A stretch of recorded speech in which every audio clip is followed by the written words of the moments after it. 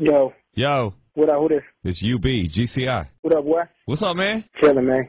You want to talk about the Q situation? I didn't say that. You did. Yeah, nah. It's all good because the truth is the truth, you know what I mean? So. Okay, so what is the truth? Well, the truth is, man, you know, y'all seen Making the Band 4 anyway. You know, the last series, that was true. It was no script to it. It was real. That's how he was acting. And he just carried it on. What people don't know is we almost lost our deal. A lot of stuff we almost lost because of this dude. Like, you can name a show across the country that I wasn't in. I never missed a show. But you got shows where Q wouldn't even show up. He changed his number, changed his Twitter, so we didn't have contact to do, you know what I mean? So it had discouraged me to the point I was almost going to step out and go solo, you know what I'm saying? So he could have broke the entire brand up. Remember I asked you on Twitter, were you going solo? Because it sounded like that. It kind of felt like that. Like right. Y'all were about to split up. It wasn't because of the rest of the group members. It was because, you know what I'm saying, you had one bad seed who could have really, like, like cancer spread. It was kind of like cancer, you know what I mean? It was like a situation where it could have just tore us all to pieces, you know what I mean? But at the end of the day, you know what I'm saying, we hit our talk and we was like, yo, you know, we brought it back in like, dude, we owe this to our fans to come back and do this.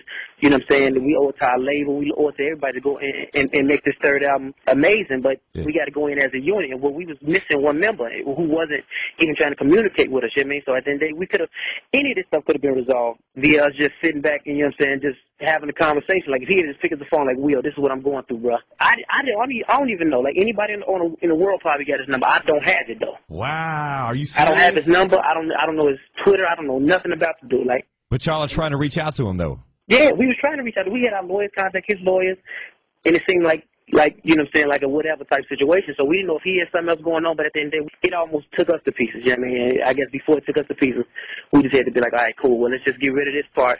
Right. Keep it moving. All right. Willie of Day26, let's talk about your relationship with Diddy coming up next.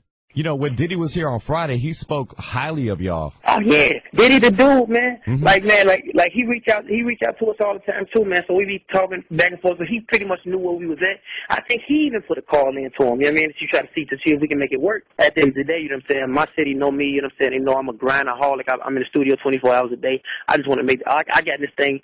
Besides all the media BS they try to put on me, I got in this for the love of the music. You know what I'm saying. I've been doing it since I was little, and it's just. Something that I just enjoy doing. Willie, but do y'all have, like, separate managers? No, we all got the same manager, man. The thing is, man, the thing that he even had against management wasn't nothing to do with business. He made it seem like it was something to do with business, but it was more something to do with personal, you know what I mean? Yeah. You can't live outside your means, you know what I'm saying? You can't go and get a Lexus in which they only made 30 in the whole United States of America, you know what I'm saying, off of making a band check. You can't live outside your means, man. You got to get there. You got to struggle and get there, you know what I'm saying? He just was trying to do things that he wasn't able to do at the time. Right. He put us in great situations, you know what I mean? But at the end of the day, I guess you got to crawl before you walk, and that's one thing that some people get into their head and some people just don't. Okay, let's do a call to Q right now. What would you tell him right now? You know, one-on-one, if I had a chance to talk to Q, man, my conversation would be more like, you know what I'm saying, you know I always, you know, had my hand out to you because I was always like an older brother, and I always told him, even outside of the whole brand of Day26, I felt like it was part of my calling by God for me to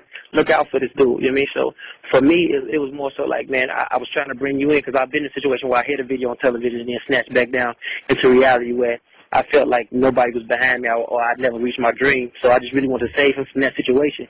And I think, you know what I'm saying, something that they always tell me, sometimes you got to learn for yourself. You got to go through those situations just so you can have your own experience at it. And I think that's what he got caught up in, the fact that he didn't want to listen to his older brother. Willie of Day26, as always, thanks, man. No problem.